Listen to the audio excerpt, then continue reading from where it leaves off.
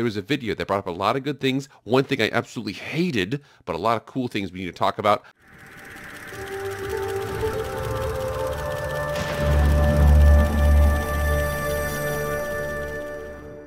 What is up, everybody? It is Jake back with the MF Film Room. Thank you so much for being here. If you want to be up to date on all things EA college football, hit that red subscribe button. Remember, we have a special going on. 2 of my subscribers are going to be getting a free copy of the deluxe version of the game coming out on Monday at 4 p.m. Eastern Standard Time. I'll have the selection will be July 14th, that this coming Sunday, when I'll figure all that stuff out. But remember, hit that red subscribe button. You'll be entered to join. If you already got the game pre-ordered, I'll give you $100 cash. If you win, hit the like button as well and follow me on Twitter/X. If you like college football content, go subscribe to my other channel, Master Football with Jake Posey. Link is in the description. But enough about all that EA college football content. Let's go. All right, guys, can you feel it? We literally only have a couple more sleeps until this game comes out. For those of you who are getting the regular edition, you're waiting for it to come out. It'll probably be about a week. I actually think it comes out next Thursday. It's a little bit earlier release than technically the 19th. But for right now, we're in a situation where, guys, it's getting close. It's getting close, baby. It's so close to here. So we're going through the last couple of our deep dives here. However, there wasn't a deep dive I wanted to go through. There was a video that brought up a lot of good things. One thing I absolutely hated, but a lot of cool things we need to talk about. Let's get into that content right now. So over here on EA Sports' website, we see that they have the College Football 25 Road to Glory deep dive, and I'm not going to go through all of it here. However, I will tell you they've got this whole list. And then one of the cool things they did was it looks like EA actually signed up with a couple creators to introduce a couple different aspects of the game. Again, they all had NDAs. They had to sign them. Now those NDAs are starting to expire a little bit, and we're starting to see people go through that, including our boy QJB. Now QJB, he's got 2.2 million subscribers, but your boy came over here and he's got the full season review of A Road to Glory. You actually watch him, and again, for those of you who don't know who he is, you watch him whenever he gets a user pick. He says, "User to user." I'm not gonna lie, it's kind of awesome. It's pretty theatrical, but go check it out. He's got a full season there. Check out all of his stuff. And then Good Game Bro also has a deep dive of Road to Glory himself, and then he also has a little bit of a breakdown of some game plans, some national championship stuff, how that kind of looks. Cool, go check the stuff out as well. But by far, the best video out here, I'm going to make sure I include the specific link to this video in the description here, but this video right here where he says, I started a Dynasty in College Football 25, he was the only one that I saw actually got to go through the whole entire thing. There's a lot we need to go through because, again, when you actually watch the full season, there's many different things you get to see that you didn't get to see before. You only got your word explanations as to what they were, but now we actually get the specifics. Check this stuff out. So what we're going to do is primarily go through the recruiting. The recruiting is one of the best parts of what he did. We're going like the early season, mid-season, end-of-season transfer portal, all that kind of stuff, off-season training, what some of the aspects look like. There's also some specific things that people have been asking me a lot about that I think I have the answer to some of them, and I have a terrible answer to one of the things that I'm going to be furious about. You'll see it at the end here, but let's start on that content right now. So like I said, I am not going to be watching or replaying every single aspect of that video. I'm going to pull some of the big things that we had from that video. So setting the stage for what happened here. So he took over a 1-star prestige team. He chose Kennesaw State, a brand new FBS team there. And again, they didn't even have any history before. So he started with a new coach, not some seasoned coach. So he had low levels of coaching. He played 1 season. He also played the 2nd season, a couple of games with some of his good recruits. His team was 70 overall to start. And he said here that his strategy was leaning into proximity to home, playing time, and play style, because everything else like athletic facilities, television exposure, championship contender, this is a brand new team. They've never been on any of those things. They have none of those. However, proximity to home can be dependent upon the recruit. Playing time can be dependent upon the recruit, and play style can be dependent upon the recruit. So what he did was he leaned into those. That was his go-to strategy for, like I said, for not the expert at Kennesaw State. All right, so when you watch the early levels of his recruiting here, some of the really cool things you got to see was it says you will have more time in the preseason than in regular season weeks after with a 1-star prestige team and a new coach. So the preseason, I believe he had 450 points, and then when he had the regular season, each of those weeks he had 350 points. One thing that's important to remember here, a lot of people think, oh yeah, well, I'm just going to add the best guys and I'm going to give them a zillion points for tons of weeks and they're going to crumble to me. Well, you actually can get locked out week 1 from the preseason. So preseason, we're going after a guy week 1. He's like, no, absolutely not. You can get jettisoned. Also with that too, after week 1 and getting blasted by Georgia, he got a coaching point. So again, I don't know what the level of progression with the coaches was or whatever, but that's what happened with him. 1 game, a coaching point, continuing on. You also can get huge jumps in interest with recruits from week to week, as you see with the item above there, which says you can get locked out, from the preseason to week 1. You also can go up with the people that do like you a lot in the game. All right, now mid to late season recruiting here. So he didn't show all the games and he didn't show everything. He simulated. I believe at the end there, he got 8-4 in the regular season. He lost his conference championship and he lost his bowl game. I think he was kind of super simming a lot of those games. Again, we'll get into the simming because that was very interesting to talk about as well. So using his original strategy, he actually pulled in a highly rated group of players. This had me a little bit worried. We'll get into the reason why here in a second. So he pulled in with a Kennesaw State 71 overall, no history. He pulled in 1 5-star, fully committed, 4 4-stars in recruiting. He had the 86th overall class in the regular season. Basically, by the early signing window, he had the 86th overall class. That's not including the people who signed afterwards and the transfers. The class ended with 14 overall players, 40th ranked overall, with 1 5-star, 4 4-stars, and 9 3-stars. His class ended up small, even with the transfers. Other classes had 34, 32, 34, 25, 35, 28, 30, 23, 21. Check this stuff out. So on this list here, he is at Kennesaw State, and he's the 14 overall players total. You see the rest of these teams. I mean, he's got 21 less than Maryland, 34. So one point that I think this might bring up is he brought in some good high-level guys that I'm like, dang, that's a really good class. Is this going to be really easy? But then I checked out. I was like, he only had 14 guys. He had 3 people leave in the transfer portal, or 2 people wanted to leave in the transfer portal. So I'm like, what the heck is going on here? How did he address this? Again, will this be a situation where this is going to hurt you on 1 year? No. But can you recruit like this every single year and have a championship level team with, the bigger rosters, with turbo tempo, with wear and tear? I don't know, man. I do know that this was give me a little bit of it calmed some of my worries. I thought, I was like, is recruiting a little bit too easy? Well, it depends. If you can prioritize getting those high-level guys, but it also sounds like he's way behind recruiting and everybody else in terms of total numbers. And one thing, too, here that was interesting, so he got a 5-star quarterback who was amazing. The 5-star quarterback he got was not in a pipeline state, and he was competing against teams that had him as a pipeline state. So if you guys think, oh, he's not a pipeline player, we can't get him, looks like even then with whatever settings this was, you still can. All right, talking about the transfers and the transfer portal. So only 3 players wanted to leave. And the thing about this in reality is typically across all of college football, it's about 15 guys. And I think it might be a little low when I say that. About the average is 15 FBS players per team on average. Some more, some less. Obviously, Clemson didn't bring anybody in.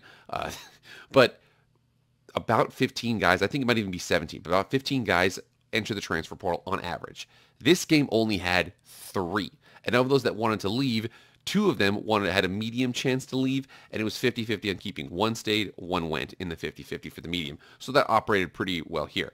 Thinking about this too is all 3 of those players that wanted to leave were all junior redshirts. So if you think, oh, hey, don't worry, he's going to love this team. He's going to stay here forever. It looks like in their last years of eligibility, they will leave your team.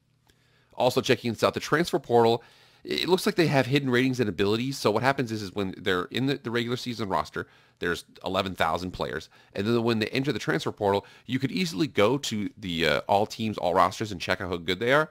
But then when they enter the transfer portal, it gets hidden again.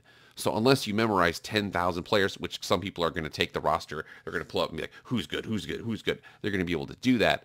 But for the most part, it's hidden and their abilities are hidden. However, I'm unsure how accurate they are in terms of those ratings and abilities. I also don't know whether or not you're going to see a lot of busts or gems in the transfer portal because it's generally a more well-known commodity than a recruit will be.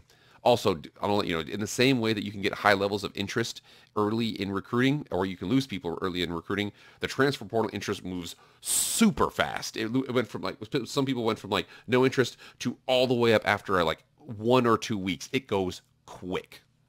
All right, the post early signing window recruiting. So basically after the early signing window, and now you've got your post, you're going with some recruits, you've got some high school recruits that are kind of ending up, and then you've also got your transfer portal guys. Again, the thing about this here is some players have no offers at the end of the recruiting cycle, even like 4-stars. That has been a thing before. I wish they would address that. Generally, a 4-star only gets to be a 4-star in real life because they have a bunch of offers. So I wish they would address that. But again, that's how it is in this game. There was a running back. His name was Darren Hyde. He was signed in the he committed after the early signing window. He was 66 overall with not normal, not impact, but he had star development trait as a 3-star recruit. So if you guys think, oh yeah, well, you know, all those guys with the high development traits are all going to sign early, it looks like you can get a couple late that might not even be 4- and 5-star guys. Darren Hyde was an example. Another guy here that was interesting here was 4-star wide receiver Devin Kalu. He locked out Kennesaw State early in his recruiting. And Georgia, they eventually were going after, but they didn't sign him. He decommitted from Georgia during the season. Now, how that happened, I don't know the answer to that question. He just mentioned that in here. But he said that Kennesaw State signed him in the offseason recruiting. He was 75 overall with star dev trait. How the decommitment process works, whether or not it's an ability, whether or not he signed with them, and then they signed another receiver, and he said, nope, I want to play. He uncommitted. No idea, but that occurred in the game. All right, one cool thing here was the position changes and training results. So the difference was between NCAA Football 2014 and this and how the transfer portal works, or not the transfer portal, but position changes works, is that when you bring up your position, your athlete, you have to press A on them, or X, whatever your system that you have. And then what it will do is it'll actually show you the list of all of the overalls that will be across all those different positions. Check this out. So this guy originally signed as a guard, and you can see, oh yeah, well he's an agile right tackle, or he's a power right guard, he's an agile left tackle. Well, when they checked it out, he's an athlete, and he was 61 overall at the center position here. But when he was actually a 71 speed rusher at right end or left end or defensive tackle. So this is what it's going to look like. Basically, before you used to have to cycle through all the positions to see what they look like. Now it's just going to be like, this is what he's overall at all these positions from high to low. You can see what he is. You can see his archetype as well. Also, one thing that was super, super interesting that a lot of people who are relying on senior-laden teams are going to have to be interested in checking out is that some players did not go up in the off-season training. Like, didn't go up at all. Senior redshirt players most likely not to go up of that group, but still can. It didn't tell you how much they went up, though. So for that, it's like some juniors didn't go up, some seniors didn't go up at all. So that development of them, having make sure they actually contribute to the team, is going to be vital for these guys in this game.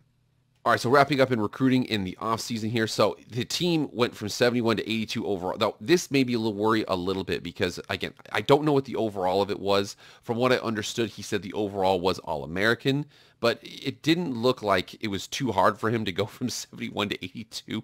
He signed a 5-star quarterback. It made me a little pause. Again, I want to see if they've added more of these abilities in this game. Also, you can't change a player's number. This one was crazy. It was... And I don't know if it's just because it said right here, this is an early iteration of the game, an early build. He says not part of a day one patch. He may be able to change players' jerseys. We don't know what's going to happen there. It may be addressed because this was an early build. This was a couple months ago.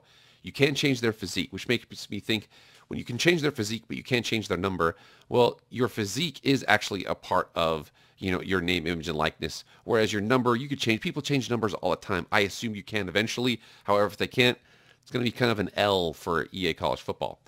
Also, this was really important here. So it seems to be on an easier setting for recruiting. Now, although I said that, he did come out here and says there is no recruiting difficulty setting in CFB 25. I got 4- and 5-star kids. He says down here, this was all done on the beta though, so they could still tune it to make it more challenging in the day one release. He eventually said that this was an All-American setting. It was on the previous game, NCAA Football 2014, the recruiting ability or the recruiting difficulty. I'd hope they have it. And one aspect that made it seem very, very easy was this one right here, is that he pitched aspirational to a player as all motivations were of interest. So the player really liked athletic facilities, championship contender, proximity to home. However, Kennesaw State's, of those, they had their athletic facilities were D, their championship contender was D-, their proximity to home was A+, and they got 5 green triangles. I think green triangles is interest. Check this out.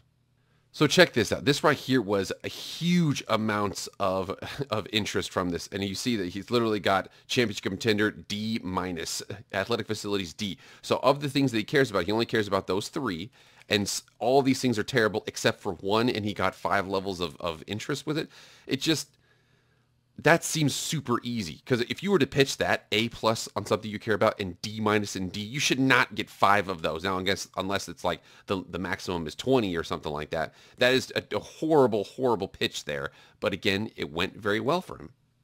All right, and some random items here as well. So it looked like simming was super, super hard. I think for this, he simmed most of the games. He super simmed a lot of them.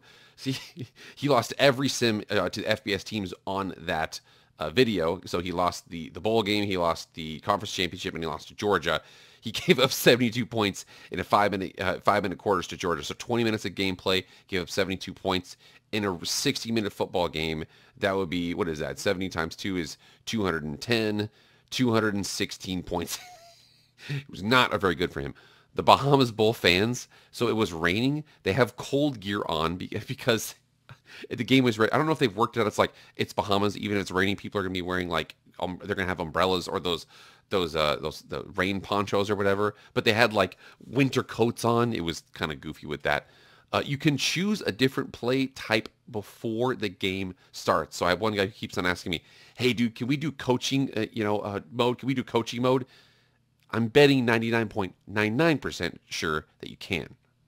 So as you can see here, we're picking this. This is before the Georgia game. Play style, play full game. So play key moments, play full game. I'm betting within here as well, it's going to be playing coaching type, where you just basically call the plays and then they run them and you watch it. I wouldn't be surprised if it's in that play style. Also, something that's insane is home field advantage looks like it is going to be a real deal. Now, he was playing at Georgia, which at the time on this game, it was the #1 most difficult place to play. It says home field advantage can cause false starts. Obviously, you audible too many times, it's going to be a false start. Also, you will not be able to audible certain players' routes. Check this out. So check this out. He was audibling right here. So he's got eligible receiver right here, eligible receiver right here, eligible receiver right here, and then eligible receiver, eligible, and he only has 4 people he can audible to, or actually, excuse me, only 3 and cancel. It looks like this guy doesn't know what's going on, or you can't audible his route. You also can't audible his route. Again, this is at Georgia. This is so cool. It's cool to look at. It's going to be not very fun to experience when you're in the game. And then last but not least, the part that absolutely infuriates me is this last part here. The formation, not just the personnel, but the formation is given to the defense before they pick their play. It's just stupid. Check this out. So as you can see here, he's picking plays, and you can see defense, pick a play. Now you can see the personnel, which is totally fine. You can typically see that come onto the field and in the huddle. However, now it says, oh, gun tray open offset. That's so unrealistic. That's so stupid. For any of you who know the Patriots were known for, they would have spread Patriot, where what it would be is it would be 12 personnel. It would be a running back, 2 tight ends, and 2 wide receivers. So they get into the huddle, and the defense would be on the sideline, and they'd be like, oh, this is going to be a running formation. All right, put our heavy run defense out there. So they put the run defense out there, and then boom, at the snap, or at the break of the huddle, they would split out wide, and Rob Gronkowski, all those other great tight ends that they have, would split out wide, and now you'd have a bunch of linebackers who'd be out covering in space against Rob Gronkowski. Would be a huge mismatch.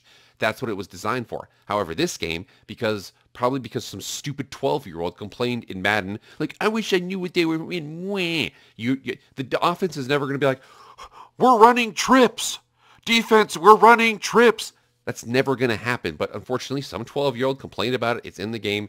I will have a solution for this when the game comes out. Be sure to check out that more next week, because next week's going to be a busy week for me. I'll show you how to get away from this stupid crap that they put in the game. So all of those recruiting insights from Not the Experts video, there's so many to go through. The fact that it looks like you could actually sign pretty good classes. I thought it was a little easy. Apparently there is no recruiting difficulty setting. That may be changing. That may be not. No answer out that right now. But it also, he only signed 14 guys. So the other classes were 34, 35, 38, maybe not 38, 28. There was a lot of dudes getting signed. He only signed 14. With wear and tear, will that be an issue? Can you just sign 5 stars and then, 2 3 stars and expect to win national championships? We'll see, man. All right, guys, get in the comments right now. Let me know what you think about that whole breakdown. It was It was really cool. There's a couple things that I was a little upset about. Again, it looks like the recruiting was very, very easy. It was very lenient in a lot of ways, but maybe it is, harder to get, a full class when you have to go after those. You have to choose. You want to go and get, 6 4 to 5 star guys and then 3 3 stars, or do you want to get 23 stars and no 4 to 5 star guys? Again, I don't know the answer to that question. I haven't played the game enough. We'll find out next week, though. All right, guys, thank you so much for being here. Remember, please like, share, comment, subscribe. Got that special. Do it right now. 2 free deluxe copies of the game. Do that. Hit the subscribe button. That's it for me, guys. I'll see you guys later. I am out.